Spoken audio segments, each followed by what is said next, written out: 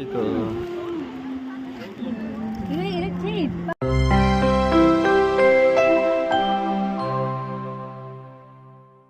Hello বন্ধুরা, তোমরা সবাই কেমন আছো? আগের ব্লগে দেখলে আমরা দীঘা স্টেশন পৌঁছালাম।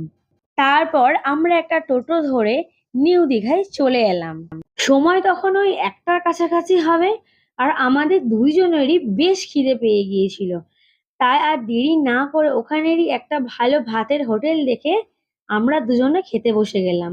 আমরা একটা মাছের থালি নিয়েছিলাম আর একটা মাংসের থালি নিয়েছিলাম, আর সাথে ছিল ডাল, আলু চিপস, মিক্স ভেজ আর এঁচোড় চিংড়ি। আর খাবার